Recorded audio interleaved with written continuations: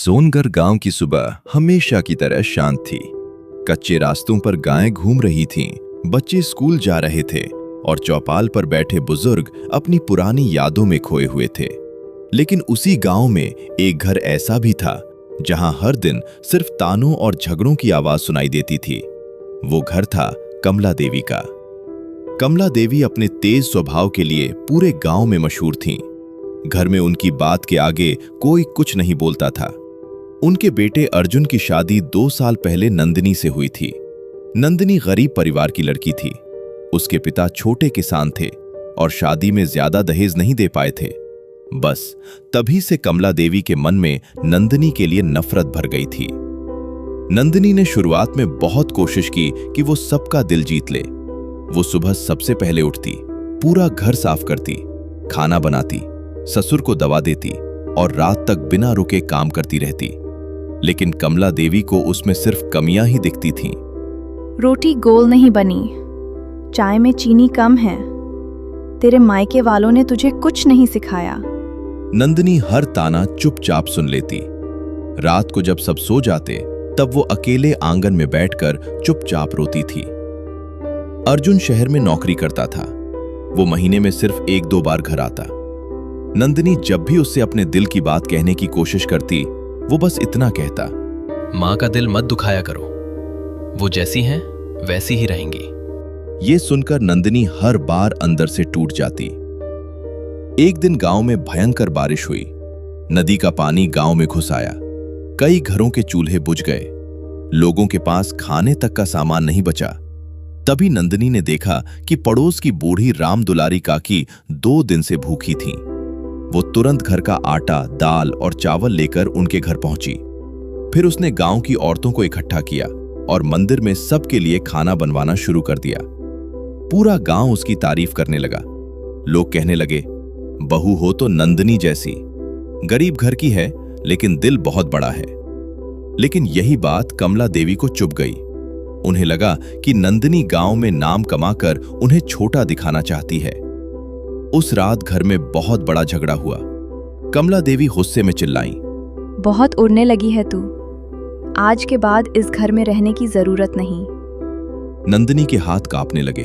उसने अर्जुन की तरफ देखा। उसे उम्मीद थी कि आज वो उसका साथ देगा, लेकिन अर्जुन चुप खड़ा रहा। उसकी वही चुप्पी नंदिनी का दिल तोड़ गई।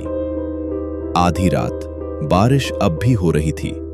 नंदिनी ने अपने छोटे से बैग में कुछ कपड़े रखे और घर से बाहर निकल गई। पूरा गांव सो रहा था।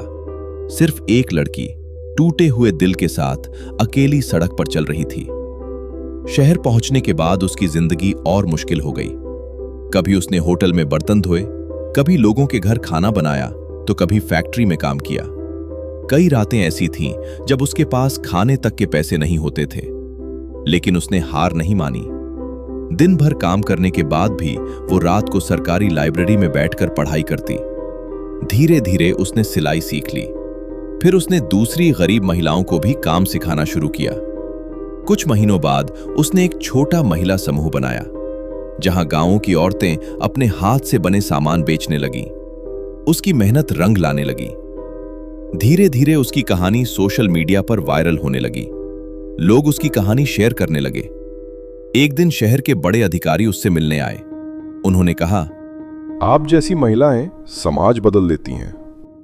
ये सुनकर नंदिनी की आंखों में आंसू आ गए।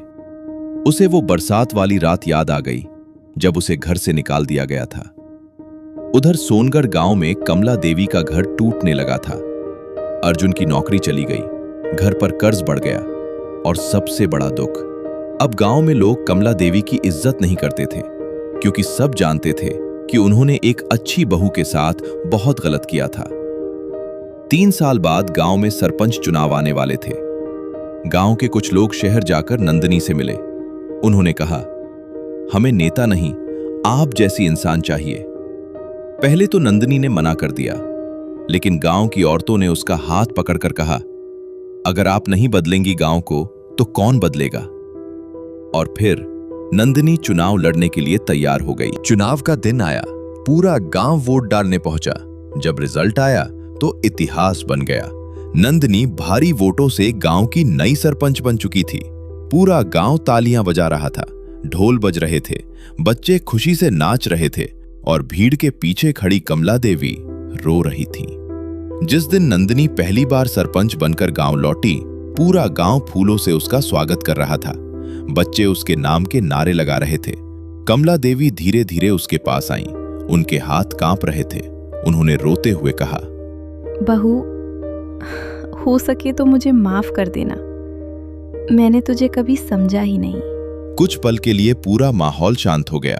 फिर नंदिनी ने आगे बढ़कर उनके आंसू पोंछे और कहा, माँ जी, अगर उस रात आपने मुझे घर से नहीं निकाला होता तो शायद मैं कभी खुद को पहचान ही नहीं पाती। ये सुनकर कमला देवी फूट फूट कर रोने लगी। अर्जुन भी शर्म से सिर झुकाकर खड़ा था। उस दिन के बाद नंदिनी ने पूरे गांव को बदल दिया। उसने लड़कियों के लिए नया स्कूल खुलवाया, महिलाओं के लिए रोजगार योजना शुरू की, गरीब परिवारों के लिए मुफ्त राशन योजना लागू करवाई। अब दूर दूर से लोग सोनगर गांव देखने आते थे और हर जगह सिर्फ एक ही नाम लिया जाता था, सरपंच नंदिनी। किसी इंसान की कीमत उसके गरीब होने से नहीं, उसकी हिम्मत और मेहनत से तय होती है। कभी कभी जिन लोगों को घर से ठुकरा दिया जाता है, वही एक दिन पूरे समाज की सबसे बड़ी पहचान बन जाते हैं। अगर नंदिनी की कहानी ने आपके दिल को छू लिया हो तो वीडियो को लाइक करें, चैनल को सब्सक्राइब करें, क्योंकि ऐसी ही दिल छू लेने वाली कहानियां हम आपके लिए लाते रहेंगे।